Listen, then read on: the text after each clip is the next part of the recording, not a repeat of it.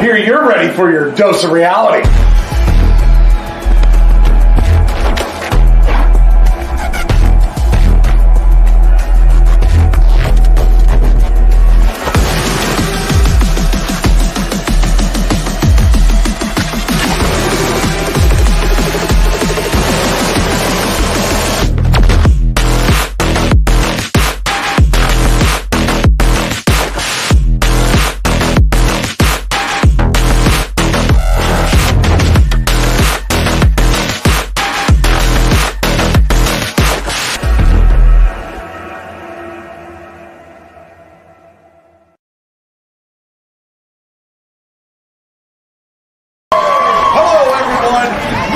To the greatest action-packed action half hour of the shows. I'm Dr. Quack.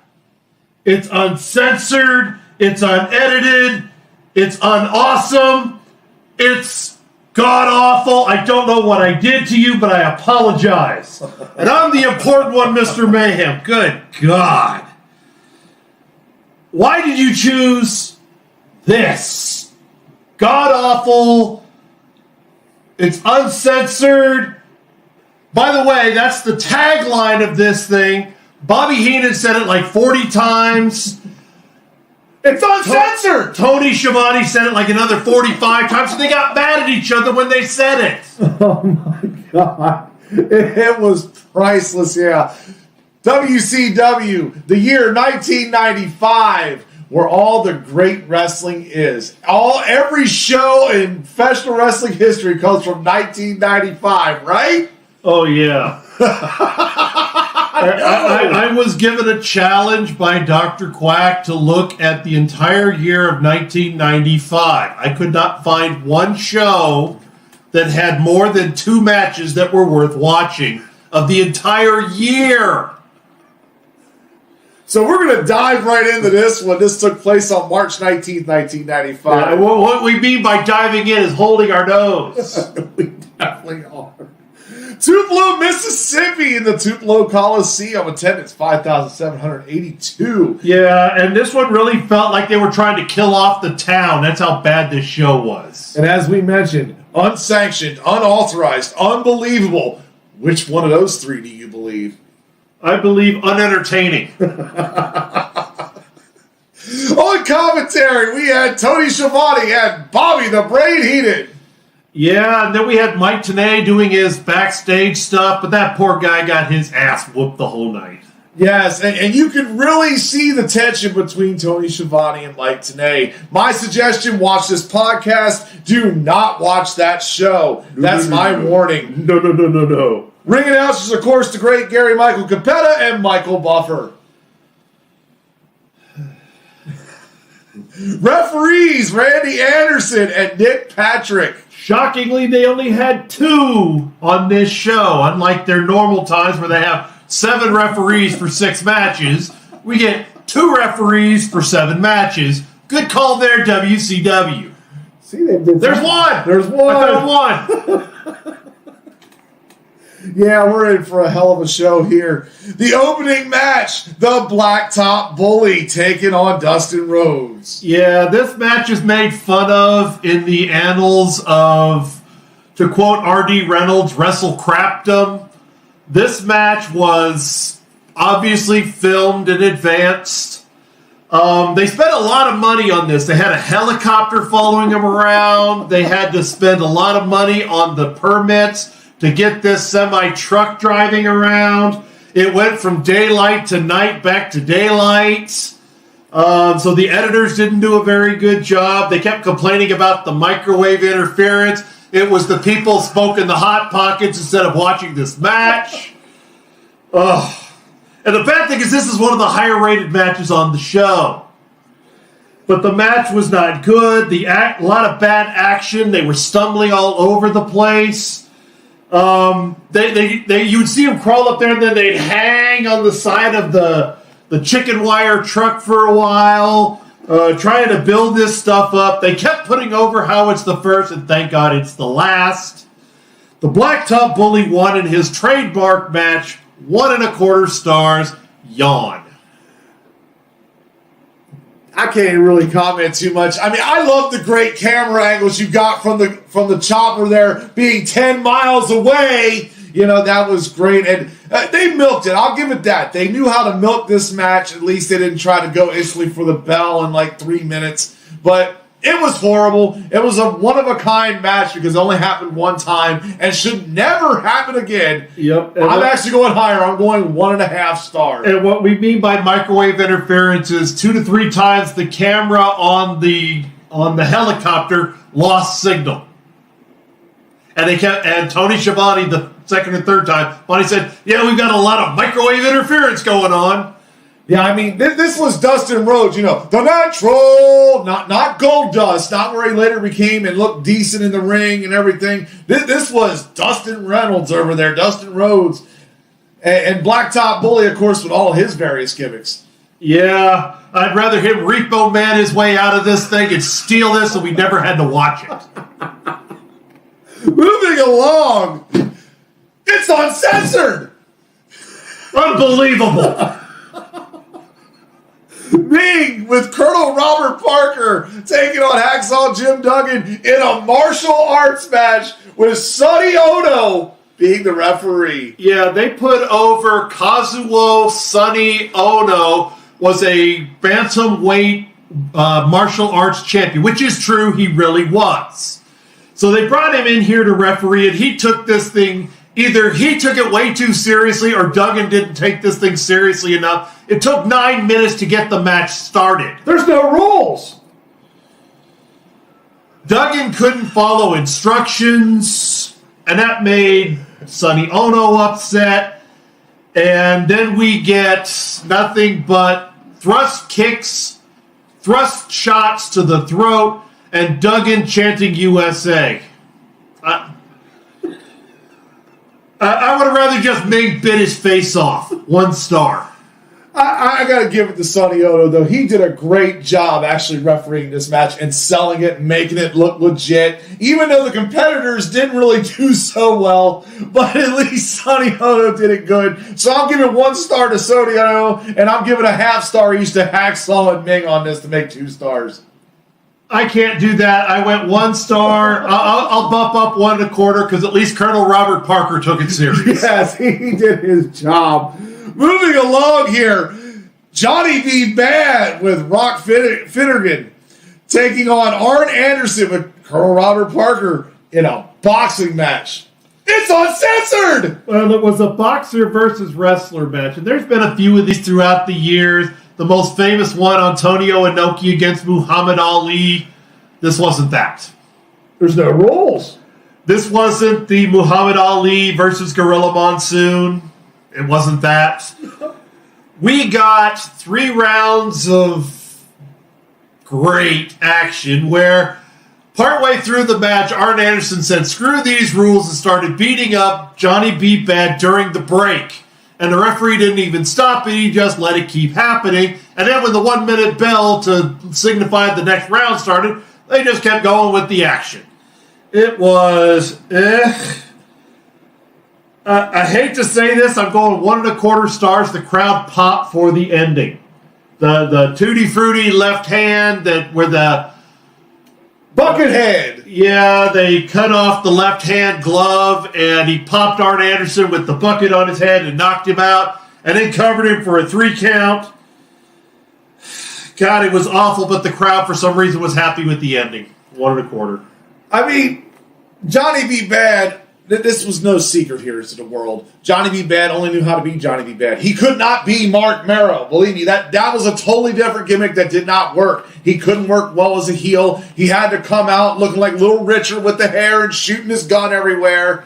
You know, but this time he tried to be a boxer, and he was a legit boxer. This was the only gimmick that really fit him well in his entire career. And Arn Anderson, to his credit, not being a boxer, made it look decent enough. I gave it 2 1/4 stars because the crowd did pop. That was a big thing for me. And the buckethead shot. That was great. Poor Arn Anderson having to put over. Mark Merrow won, by the way, if we didn't catch it before. But poor Arn Anderson having to do the job to Johnny B. Bad. This was WCW. Did you expect any less?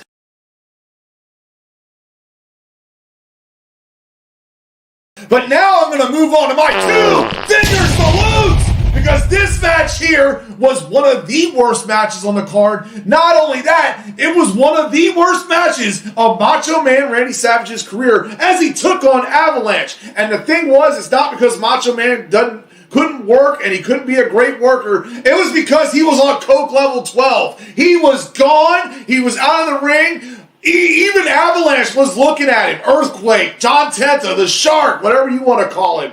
Yeah, looking at him outside the ring like, dude, are you going to get with this match? And he was terrible.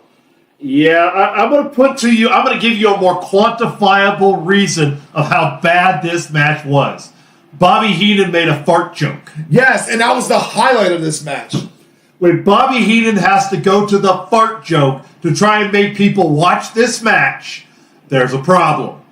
This thing was god-awful, and what's even worse is we get a Ric Flair and drag run-in. For whatever reason. I'm not even going to bring out Man Mountain Rock, where he doesn't deserve to have to come out for this. He doesn't deserve to be punished that badly. This match was just atrocious. 1 star for me, trust me. That was something that should not even been put on television. I went half star. WCW Saturday Night existed at this time. Dusty Rhodes probably could have done a better job with this match because he was just as goofy as they were. It was horrible. But that gets my 2-finger salutes. And now moving on here, Big Bubba Rogers taking on Sting. The man called Sting! And we get a, we get a backstage or a story build-up because at this time, Bubba Rogers had gone to, or Ray Traylor, we'll call him Ray, went to WCW and he was supposed to be a part of the Guardian Angels because they couldn't use Big Boss Man. Well, after a few weeks, the Guardian Angels pulled their endorsement and sued WCW, so he became the Angel. And then he became, they let him mention the Guardian Angel gimmick because he went back to being Big Bubba Rogers. And him and Sting had no chemistry. This match was way too long. Lots of stumble, bumble, botches, and it was a dumb finish. I don't know what they were thinking. It's WCW. It's uncensored. It's obvious they censored out all the words of not things to do on their run sheet because all we got is crap. They made it up as they went along. 3/4 of a star. 2 talented guys, both Hall of Famers, but together they made mud. And side note, Eric Bischoff at this time just came into power here. So really, this was where the turn started for WCW. Yes, but he at this time wasn't doing much except figuring out where to begin. Yeah, because this was bad. I mean, I gave the match 2 stars. I mean, it was okay. It just, like you said, they didn't have any chemistry. But I can't blame that. I blame that more on the bookers for doing that one.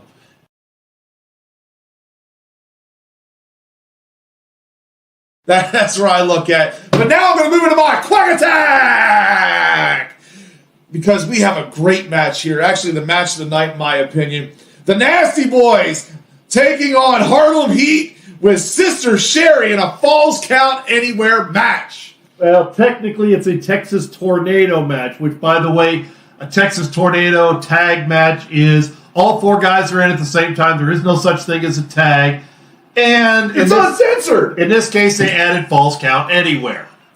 Now, this is the match of the night, but not for the reasons that they wanted it to be. It was okay.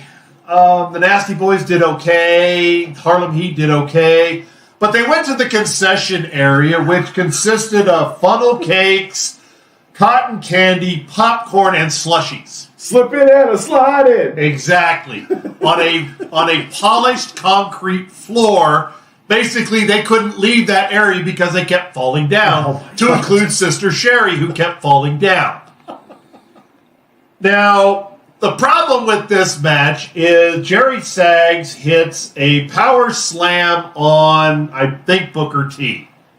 The problem was the cameraman didn't know it was the finish, so they follow Brian Knobbs and the other guy, Stevie Ray, away from it, and then all of a sudden we hear ding, ding, ding, and the match is over.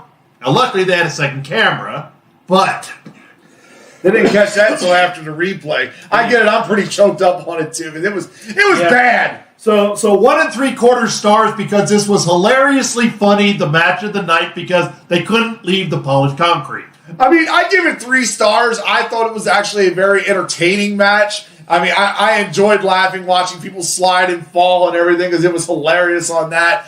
But the match itself was not that good. This is why they always say WWF was a wrestling company that did production, and WCW was a production company that did wrestling. Well, after watching this, no, they didn't. They did not. But if they knew how to do production, they'd have had the camera on the action. This is true, yeah. But there was a lot of great shots, the cotton candy shots. I kind of popped for that. But, yeah, I mean, I gave it 3 stars. And now we're going to move on to the main event. Yes, I'm not getting excited for this main event because this was Hulk Hogan with the Renegade taking on Vader with Ric Flair in a leather strap match. Yeah, and they put this thing over that Hulk Hogan was bringing his ultimate surprise. Everybody knew that meant the Ultimate Warrior. However, Ultimate Warrior said, well, I'll take $3 million to work with Hulk Hogan. And we didn't get Marilyn Monroe. We got Marilyn Manson in the form of the Renegade. Who is like 5'11". Now, he has a great physique. He reminds me, and I hate to use this joke because the guy deserved a whole lot better.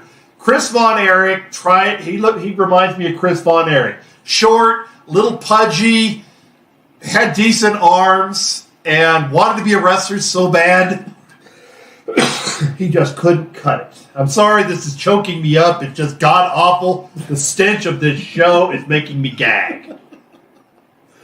I mean, you had to love the fact that Ric Flair came out there and was all involved in this, and still, even in his promo with Vader, had the makeup on still. Didn't wash it off, just left it underneath. Yeah, he definitely looked like an old Justin Bieber. He looked bad. And the Renegade took his job way too seriously, screaming and running around and chasing after Ric Flair. Then we get a masked man come running out and runs off. Then we get the same masked man come back. We find out it's Randy Savage. But you had to laugh. I think you did when you saw Arn Anderson come out there Arn walking. Anderson come hopping out, look like he's taped up. Because I guess they thought he was supposed to be the guy who was in the mask that was helping out, and it looked stupid. This strap match was gone awful. Hogan kept taking the strap off, and he had no offense except the big boot, drop the elbow, and whip Vader. And you could just tell the look on Vader's face like, I'm going to get you after this show. Okay, hi. This match got -1 star from me.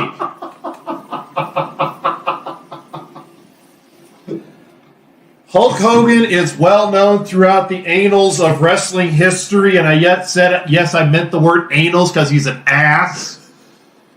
He tried to kill the Undertaker's career, even though Undertaker missed the chair by this much. Hogan said his neck got hurt because he got spiked on the chair. Hogan destroyed Vader because he had to no-sell the power bomb. Hogan, you suck. You belonged in wrestling in the 80s, and you were a big deal, and then your ego took over, and you almost killed wrestling. -1 star. Can we not talk about Hulk Hogan anymore? Yeah, we don't, because I'm giving this match a 1/2 star. I'm going to tell you why I'm giving it the 1/2 star. The half a star to me goes to Arn Anderson in this, because with him waddling out, that was probably the best part of this match. It was really bad, and the commentary at this point between Tony Schiavone and Bobby Heenan was barely tolerable. I'm going to tell you that. Yeah, there's a reason Bobby Heenan moved show shortly after this. He didn't want to work with Tony Schiavone either. No, he worked with him on Nitro, but God, he hated it there too. The payday. The payday. That's what it comes down to. The money. But that's our show here for WCW Uncensored 1995. Please no more Hulk Hogan. Okay. Please no more. You know what? I know you're going to do something, and you're going to put something up there that's god-awful. You're probably going to try and trump this. What? Please no Hulk Hogan. Okay. You know what? We won't have Hulk Hogan. I can promise you that. Because you know what? You've been putting up with this for so long that, we need to come to your house here. We need to come to your house. No.